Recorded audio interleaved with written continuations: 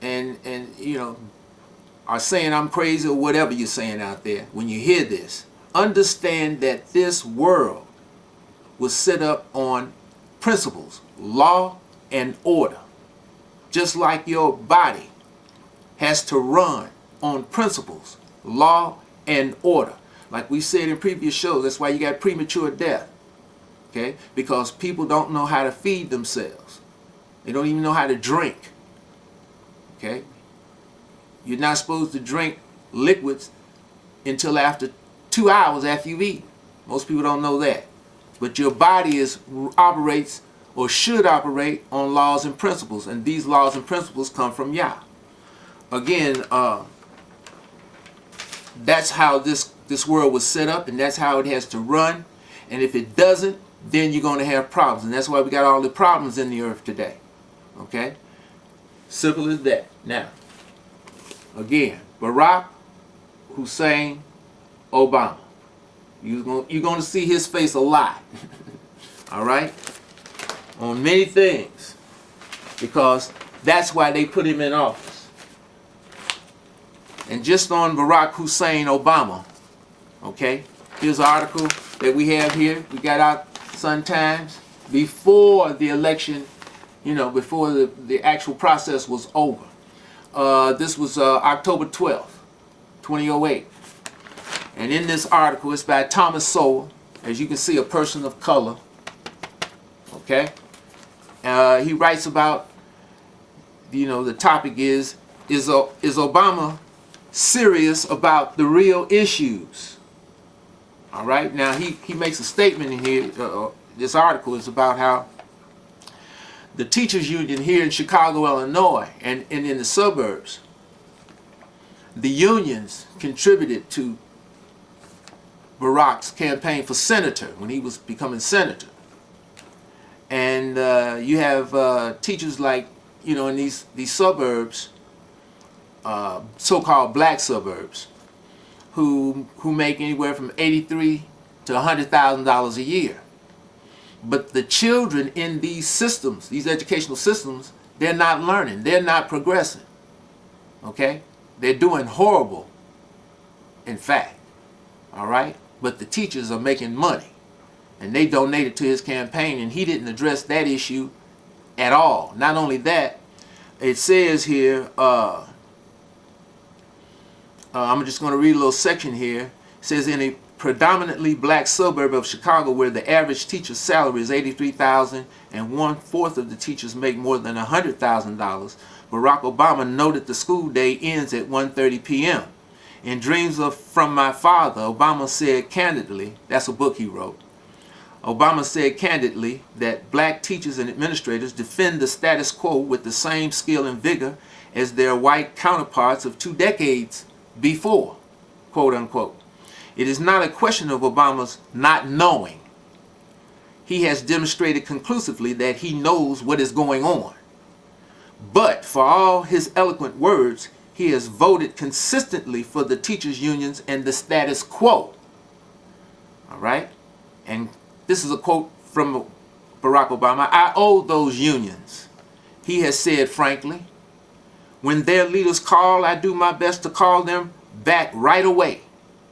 I don't consider this corrupting in any way, quote unquote. Now, my point is with that, for reading that, if he sees that this is not corrupting and he has to assuage these unions, these teachers unions that are really not doing their job, but because they contribute to his campaign, how much more so is he going to have to kowtow, assuage these super corporations who have contributed all this money to his campaign, because he had the most money of any campaign ever. $850 million, almost $1 billion. All right? And they try to tell you on some of these news shows and some of these papers that a lot of that money was given by the little people in America. All right? The people that work every day. Well, that's not true. People don't have any money at all. Their money, their assets has been stripped through the tech stock debacle in 2000, through the subprime debacle now. They don't have any money. The stocks and 401ks they've been robbed of all their money by the bankers. So you know that they didn't give that money, the bulk of that money, anywhere near the bulk of that money to his campaign. That was given by corporate America. And who owns corporate America? The international bankers. So that's, if he calls these teachers unions here in Chicago and outside Chicago, you understand, when they call because they contributed to his campaign, how much more so is he going to call and be under the influence and control of these corporations who financed his campaign? And remember, Cindy Pritzker, an Edomite family here, multi-billion-dollar Edomite family here in Chicago, Illinois, and in the suburbs, you know, they have many concerns, okay, cruise lines, hotels, so on and so forth. She was the campaign manager for his campaign. Now, okay, so he's surrounded by these people. And like I said a minute ago, when you look at the people, what did I do? Okay, well, here the other day he had a press conference, like I said, Friday, November the 7th. And many people saw it all over the country and in the world. And you saw to his left was who? Paul Volcker, the old Fed chairman. All right? He was the Fed chairman back in the 70s, in the early 80s, before Greenspan. The only reason they can probably have Greenspan standing there is because there's a lot of people down on Greenspan now because they blame him for this subprime situation. Rightfully so, but at the same time, Volcker's no different. So he's got Volcker there, you understand, as part of his team. He also has Martin Indy, past, you know, from past administrations. Dennis Ross, another Edomite. Zbigniew Brzezinski, that was with the Nixon, you understand, administration, with Kissinger, all right? And Zbigniew Brzezinski is the co-founder of the Trilateral Commission. He's one of Barack Obama's advisors, okay? Robert Gates, it looks like he might be on this cabinet, all right? Now, you understand, how can you fix anything? How can you make anything better if you got all these people on your team who's advising you? He's mentioned about Colin Powell, and we know Colin Powell lied to the American people and the world when he said Iraq had weapons of mass destruction. And you know, we know that's a lie now, right? He's going to have him as one of his advisors. So how can you repair? How can you fix anything? How can you make this country better when you're using all the people in your advisory positions in your cabinet? It looks like this cabinet is not finished, not fully formed yet, but how are you going to make anything better when these are the people who contributed to its demise, to the state that it's in right now? That's not even logical. Okay? That's not logical. So therefore, right there, you understand, you can see that all of this propaganda that's being fed to the masses is just that. It's propaganda.